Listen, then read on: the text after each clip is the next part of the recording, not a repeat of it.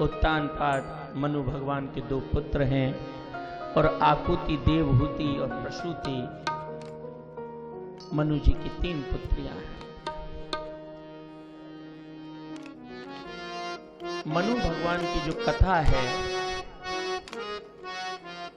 उत्तानपाद, प्रियव्रत और 3 पुत्रियों की कथा, यहीं से सृष्टि का प्रारंभ होता है, मनु की उत्पत्ति से ही। और कहीं ना कहीं बस इसी कुल की जड़ें संपूर्ण संसार में सब जगह विस्तृत हैं।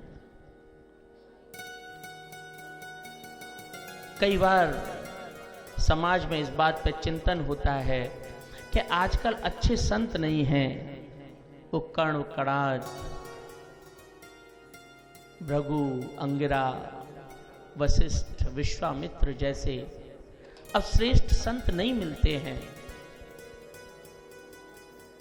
लेकिन इन चर्चा करने वालों को यह भी सोचना चाहिए कि जो संत हैं वो तो ग्रस्त में से ही आते हैं,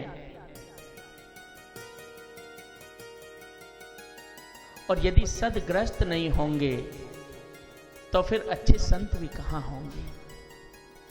क्यों, जो संतों के जो डेरा हैं, जो संतों का आश्रम है, वहां तो कोई बालक पैदा होते नहीं। ग्रस्तों के आश्रम में बालक जन्म लेते हैं और बड़े होते हैं, और उन्हीं में से कोई बालक आगे चलकर संत बन जाता है, और फिर वो पूरी सृष्टि को एक दिशा देता है, धर्म का उपदेश देता है। मनु की पहली पुत्री देवहूति का विवाह कर्दम ऋषि से हुआ। ग्रस्त धर्म आसान धर्म नहीं है।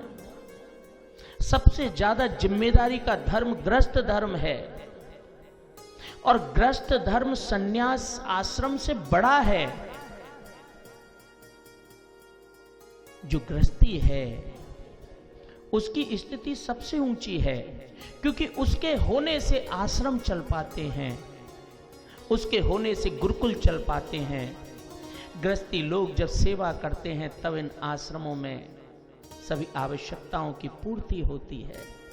गुरुकुल में बालक बिना किसी भय के, बिना किसी भार के अध्ययन कर पाते हैं। और यही गृहस्थी जब सरकार को टैक्स देते हैं तो सरकार पूरे देश पर नियंत्रण कर सभी सेवाएं दे पाती है। तो गृहस्थ धर्म सबसे बड़ा धर्म है। तो गृहस्थी अपने आप को छोटा न समझे। कर्दम ऋषि ने 10,000 वर्ष इसलिए तपस्या की कि उसे एक अच्छी स्त्री मिल जाए, एक पत्नी मिल जाए। और पत्नी इसलिए नहीं कि कोई सुंदर पत्नी मिल जाए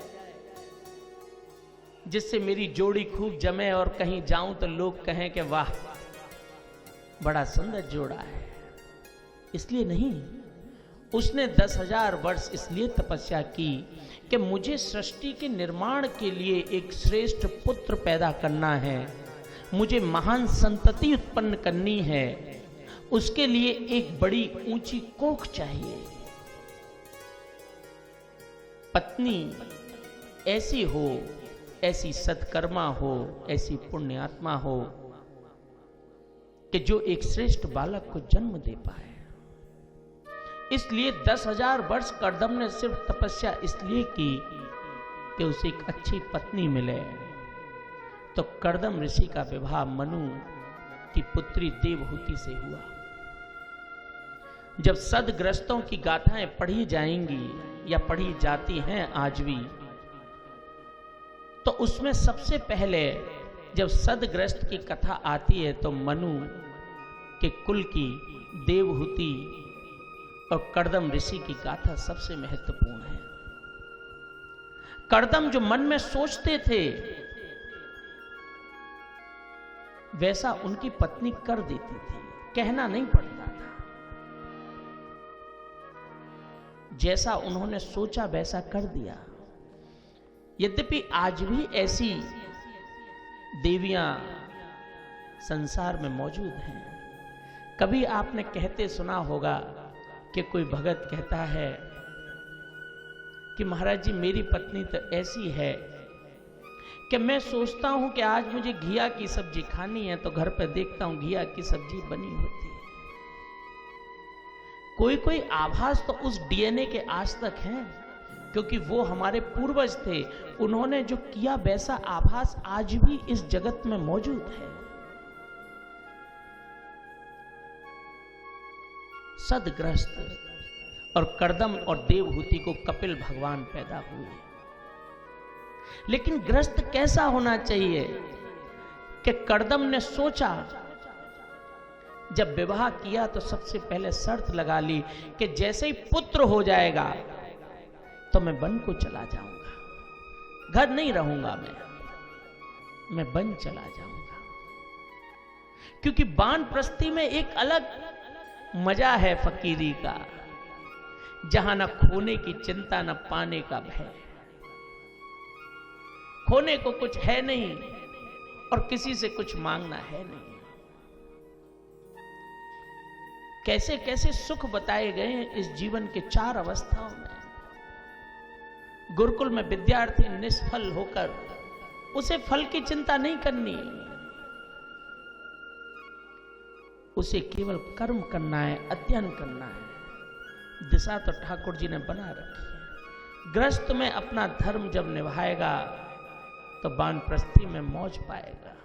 लेकिन यदि वानप्रस्थी में भी आप घर में ही लगे रहे और घर से निकले ही ना, अरे मेरा उद्योग टूट गया, मेरी नाती का विवाह नहीं हुआ और मेरी लाला की पत्नी छोड़ के चली गई, और इन्हीं सब बातों में लगे रहे, तो फिर एक दिन मट्टी होकर यहां से चले जाओगे। जो अवस्था बताई है उसका आनंद लेके आगे चलो। जैसे ही कपिल पैदा हुए, देवहूति जैसी पत्नी और कर्दम ऋषि जैसा तपस्वी, और जैसे कपिल पैदा हुए,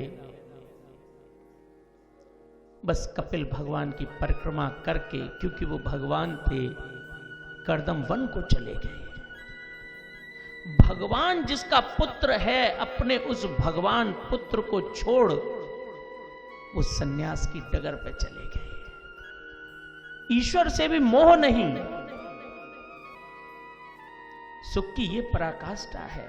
और वहां दशरथ हा पुत्र कहते कहते बेचारे ने प्राण त्याग दिए।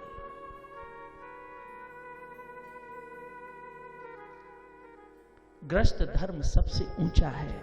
आकुति का विवाह रुचि प्रजापति से हुआ, और एक जगह मनु से भी गलती हुई थी।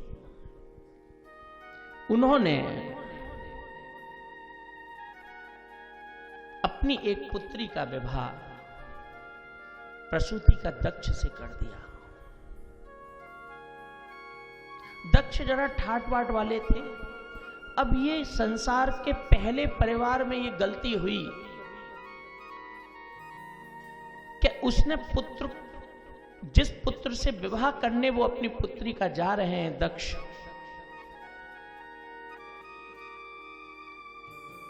वो दक्ष एक अहंकारी व्यक्ति है। और मनु भगवान से ये गलती हो गई कि वो उसके अहंकार को नहीं देख पाए। और ये जैसा पहले परिवार में गलती हुई, ये आज तक वैसा ही है। आज भी लोग कहते हैं महाराज हमने शादी करी है, आप देखिएगा पोर्च में 3 गाड़ी खड़ी हैं। क्या आलीशान मकान है। एक मकान यहाँ है, एक लखनऊ में, एक कानपुर में, एक देहरादून में है। क्या ठाठ है। तो ये शादी गाड़ी घोड़ों से हुई या लड़के से हुई। अब लड़के की योग्यता उतने मायने नहीं रखती, उसकी कमाई क्या है।